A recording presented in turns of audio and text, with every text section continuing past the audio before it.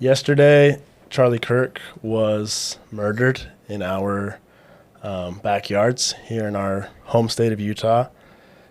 This is something that a lot of people are, of course, talking about, and it's had a really profound effect on our country and the world and the way we see freedom of speech, and I think given a lot of us an opportunity to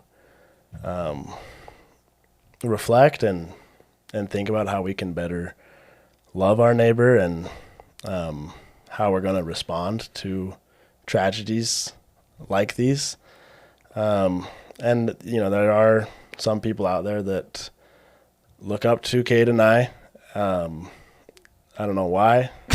There's some of you out there that do care what we have to say, and we just thought we'd share a few thoughts on the situation and our perspective. Yeah, like you just said, it's extremely close to home for us. Many of our friends and family were there.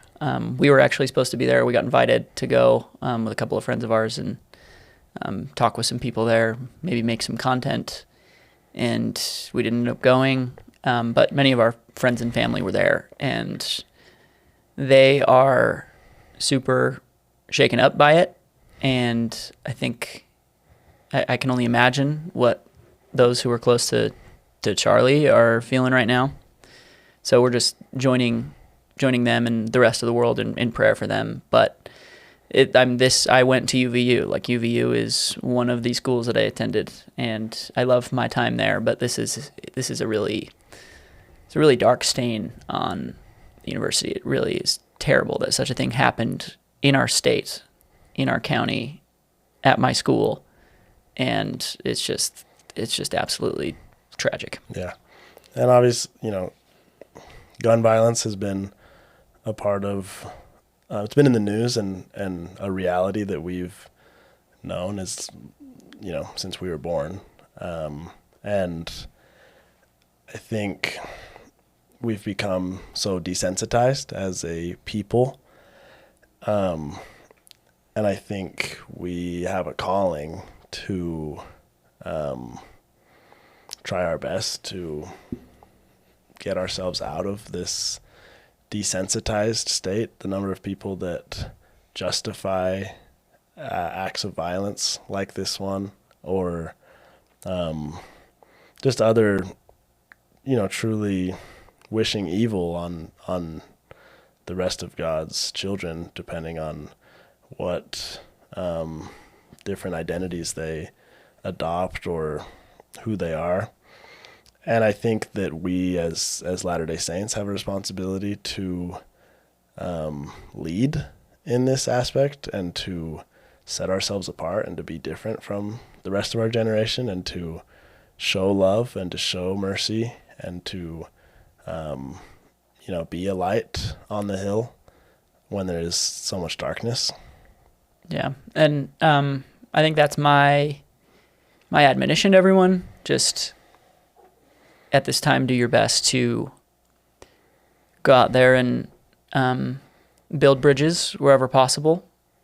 Latter-day Saints, if we're going to succeed in the world, we need to be bridge builders. And there's no better time than times where people feel uncertain and scared. So I think it's more essential than ever that we are working on building other people up and building bridges across disagreements.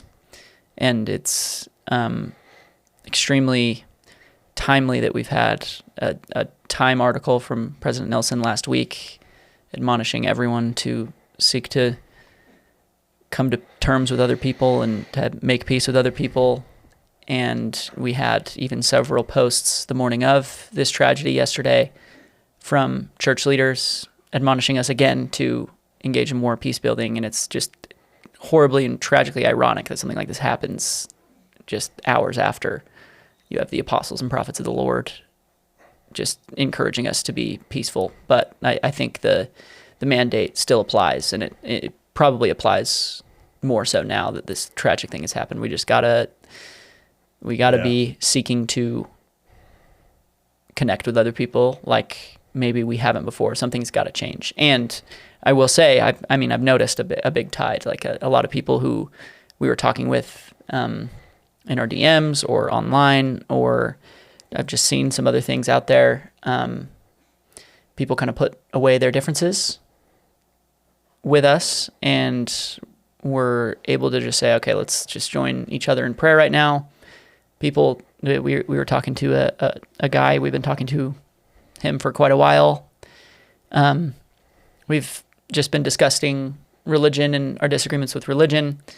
And when he heard about how close this was to home for us and how some of our friends and family were there, he was like, yeah, man, I'm so sorry that happened. Like, I'm going to be praying for all of you guys, praying for Charlie's family, and praying for everyone that was there and unfortunately is probably going to be traumatized because of that. So there's a lot of rhetoric online about the division happening, but just, and I'm not saying anything about that, but there is some good happening. There is some incredible outreach and peacemaking going on. Yeah, and we need to be the biggest proponents of that. And I think the timing of those things you mentioned is inspired. Charlie Kirk was killed September 10th, 2025. September 9th, 2025, President Nelson turned 101, and he gave us two truths that he wanted the world to know. The first one was each of us has inherent worth and dignity. He says, no matter your religion or spirituality, recognizing the underlying truth beneath this belief that we all deserve dignity is liberating. I just think if anyone's first reaction to a tragedy like this is to discredit or disparage the victim, I think we're denying that person his worth and dignity. I think anytime that we say that it's justifiable to kill, to exercise God's justice outside of the law of this country, that's denying someone their worth and dignity. President Nelson's second truth that he wanted to share was to love your neighbor and treat them with compassion and respect. And if there's ever been a time for us to love our neighbors, it's now. We have a choice. America has a choice. Each of us individually has a choice. Like we said, yesterday, Charlie Kirk was killed here in our backyard. And one of two things is true. Either this is an individual who committed this crime that's been radicalized by the division of this country, or this is a deeper, more insidious plot from the elites who benefit from the division in this country. And the way to combat both of those things and to reclaim our nation is to love one another. And the way that we respond to this, it's our responsibility to respond with love, to extend love to people that we disagree with, to give people the benefit of the doubt, to listen to people and hear them. And not, the worst thing we can do now is to find reasons to become more divided, to point fingers at our fellow Americans, to use labels to cause division. And the Savior's invitation to love your neighbor is the only way that we will ever heal from this and that we will ever see an end to this type of tragedy.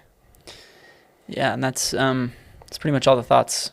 You've summed up a lot of my thoughts well. I think we've shared our case. We don't need to ramble on anymore. But if anyone wants to reach out to us, if you need anything, please feel free to do so. We're happy to chat with you. Not like we're able to offer any significant help. We're just two guys, but we appreciate all the good and positive faith promoting and ultimately productive rhetoric we're seeing and outreach we're seeing, and we just encourage everyone to do more of it, and we appreciate you stopping by.